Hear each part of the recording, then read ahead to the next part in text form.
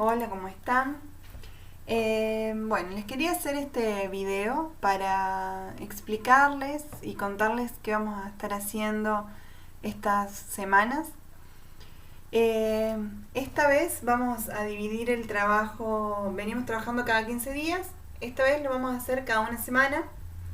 Dividir el trabajo de 15 días en trabajitos más chiquitos y los vamos a hacer cada una semana, a ver cómo nos va. Y vamos a seguir trabajando con los mismos temas con los que veníamos, que son los estados de agregación, los cambios de estado. Vamos a introducir ahora los conceptos de punto de fusión y de punto de ebullición, que son conceptos que yo sé que ustedes ya lo han visto, que los tienen claros, pero los vamos a empezar a analizar ahora quizás más desde otro lado, diría yo.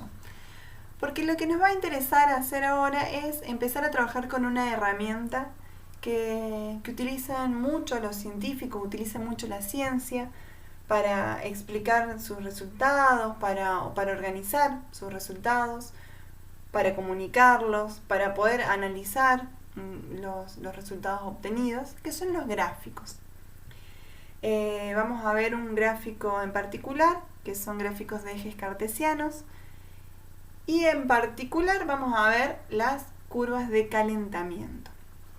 Entonces, ¿qué pregunta nos va a interesar responder y ver con estos gráficos de los que les estoy hablando?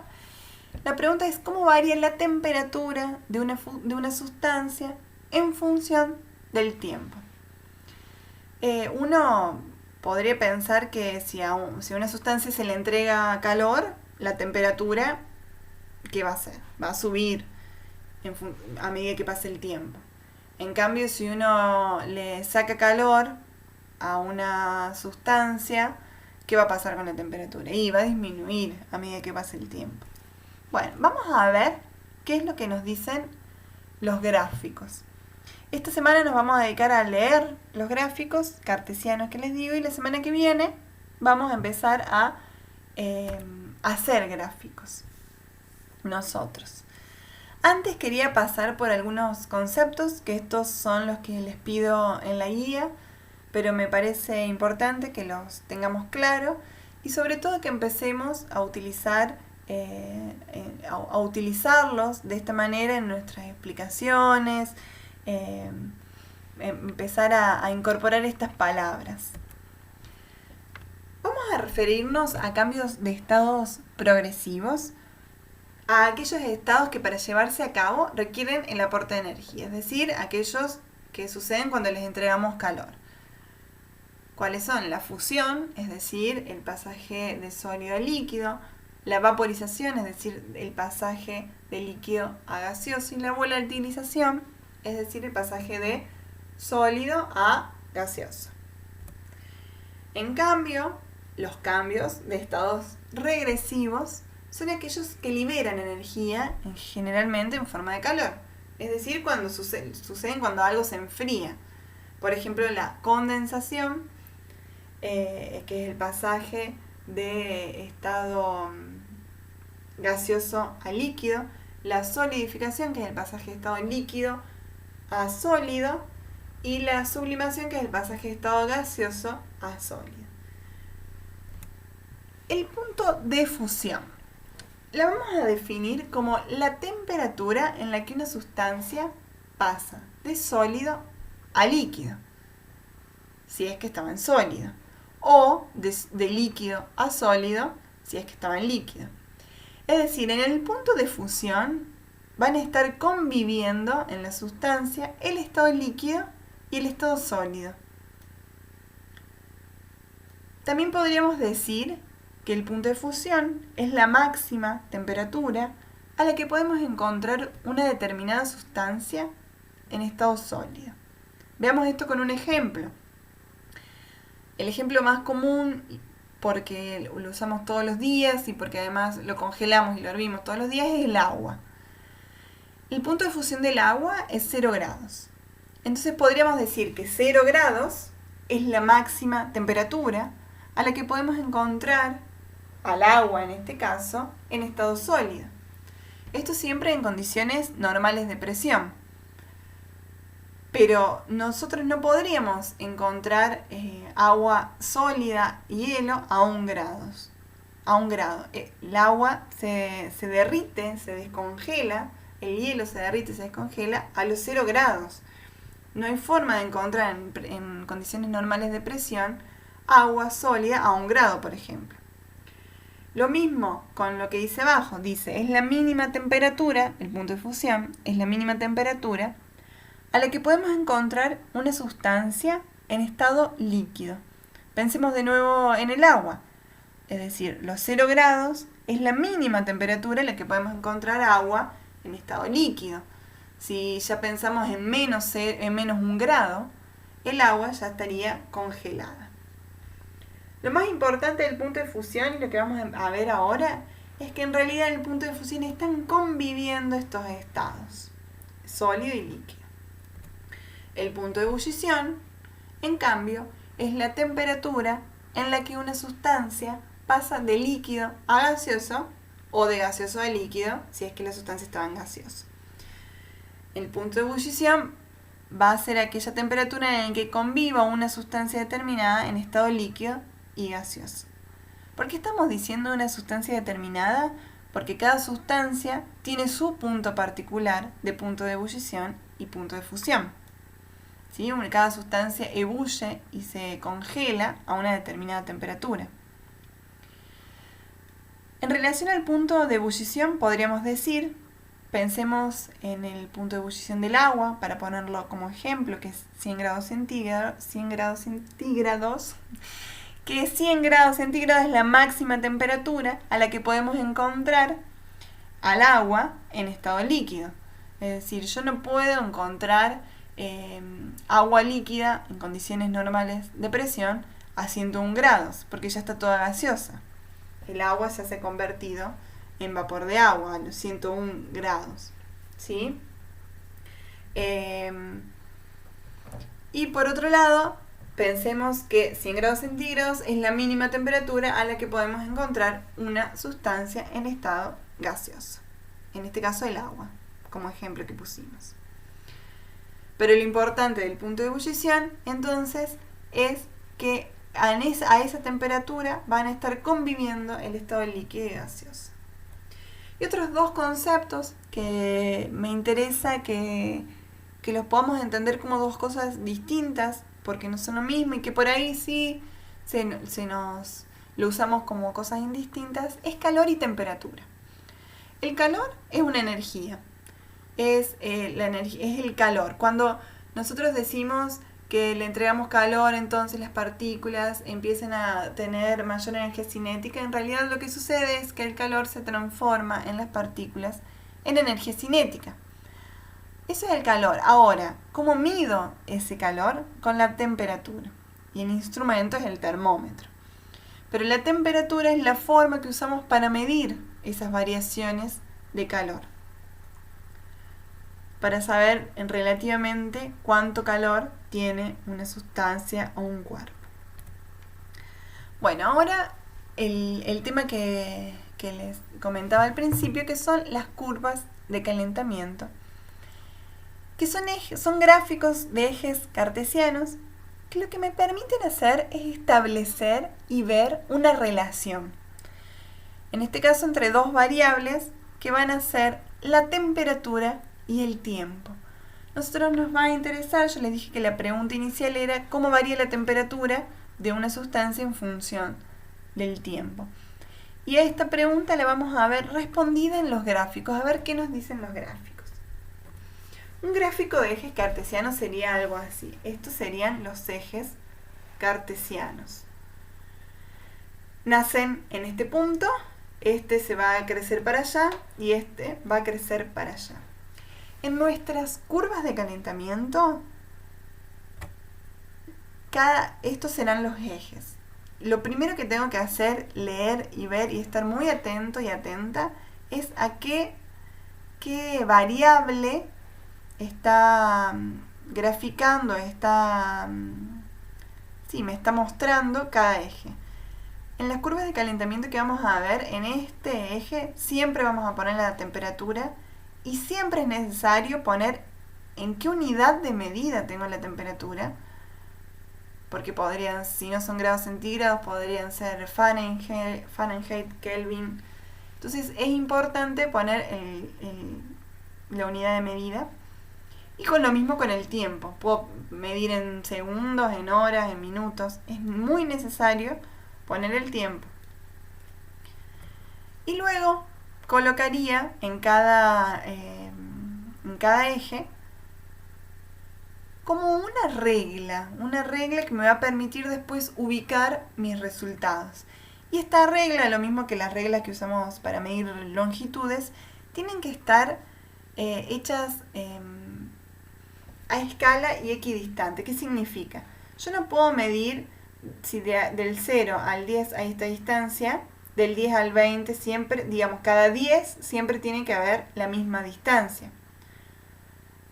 Puedo elegir hacerlo como quiera, puedo hacer cada uno, cada 1 grado centígrado, cada 5. Esto lo decido yo como me conviene según mis datos. Lo mismo con el tiempo, la hago no necesariamente a la misma escala que la temperatura, sino de acuerdo a mis datos. Lo importante es que si de acá a acá, bueno, tengo un espacio, entre 0 y 2 tengo un espacio, tiene que ser el mismo entre 2 y 4, entre 4 y 6, entre 6 y 8, y así. Acá les puse esto, que es el juego de la batalla naval, porque siempre a mí los ejes cartesianos me hacen acordar a este juego, que es un juego que jugaba yo cuando era chica, que el objetivo era poder adivinar a tu contrincante dónde tenía los barcos. Y uno le tenía que ir tirando las coordenadas. Por ejemplo, esta coordenada, H5. ¿Por qué tengo acá? Podríamos imaginarnos los ejes cartesianos acá y acá. Estos simplemente se repiten. Entonces acá tengo una variable que me da una información y acá tengo una variable que me da otra información. Y juntas me dan otra información. En este caso, la ubicación del barco. No es lo mismo H1, H2, H3, H4, H5. Y tampoco es lo mismo 5G, 5F, 5E. Entonces necesito sí o sí para ubicarme los dos puntos. Bueno, lo mismo sucede con estos gráficos. Este gráfico es el que les aparece en el material que les di para leer, por eso decidí ponerlo, así lo podemos analizar todos juntos. Está un poco más complejo quizás o distinto diseñado o graficado, pero la información es la misma. Tengo acá la temperatura en grados centígrados en este eje y en este eje tengo el tiempo en minutos. Esto simplemente hicieron dos líneas para, ya vamos a ver, para señalarnos qué cosa, pero lo que nos interesa serían los ejes. En este caso, este eje, el nuestro terminaba acá, este sigue porque la temperatura tengo valores en negativos, es decir, menores que 0. No es lo que vamos a ver nosotros, pero es bueno saber leerlos de todos modos. Y esta línea de acá, en realidad, podríamos imaginarnos que son puntitos, puntitos, puntitos, puntitos, puntitos, puntitos, que son los datos que yo obtuve en un laboratorio. Ya lo vamos a ir viendo. Pero lo que me interesa del gráfico es esta línea. Esta es la que me da la información de cómo varía la temperatura en función del tiempo. Entonces lo que tenemos que aprender a leer es esta línea. Entonces empecemos a ver. Por ejemplo, este punto. En este punto, ¿qué significa este punto? ¿Qué temperatura y qué tiempo le corresponden? ¿Cómo lo trazo? Son desde acá una línea perpendicular al tiempo, que en este caso no está numerado, pero no importa, y a la temperatura. Es decir, en este tiempo, la temperatura de la sustancia es 60 grados. Cada punto de la línea esta va a tener dos informaciones, una del tiempo y una de la temperatura. Otro ejemplo, por ejemplo, ese punto ahí, cualquiera busqué para ver qué pasaba. Este dato es del tiempo y y este dato es de la temperatura. Podríamos decir que a este tiempo le corresponde una temperatura de menos 15 grados, más o menos, menos 18 aproximadamente. ¿Sí? Veamos este punto. A este punto, que fíjense que acá pasa algo con la gráfica. Vamos a ver qué es. Este punto, en este tiempo, le corresponde menos 30 grados. Este punto avanzó el tiempo, o sea, pasó tiempo, de acá a acá avanzó el tiempo, pasó, esta es la línea del tiempo, pero la temperatura se mantuvo siempre en menos 30 grados. Acá es menos 30 grados y acá es menos 30 grados. O sea, lo que cambia es el tiempo, la temperatura no. Pruebo otro punto acá, sigue pasando el tiempo, pero la temperatura se mantiene constante. ¿Qué significa esto? Acá se forma, vamos a decir y vamos a nombrar a estas partes de la curva de calentamiento como meseta. ¿Por qué? ¿Por qué? Más allá de que pase el tiempo y que uno le siga entregando calor, la temperatura se mantuvo constante. Bueno, esto me indica un punto, o el de fusión o el de ebullición. ¿Cómo sé qué punto es? Depende de cómo comencé calentando la sustancia. En este caso, la sustancia empezó siendo sólida. La calenté, subí la temperatura hasta que la seguí calentando y no sucedió nada con la temperatura. Se quedó sin variar.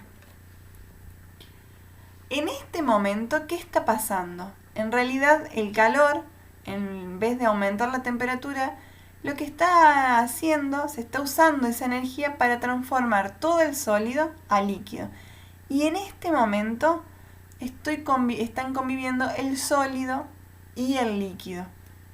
Recién acá, en este punto, tengo todo líquido, entonces de ahí sí puedo subir la temperatura, sí la temperatura va a subir.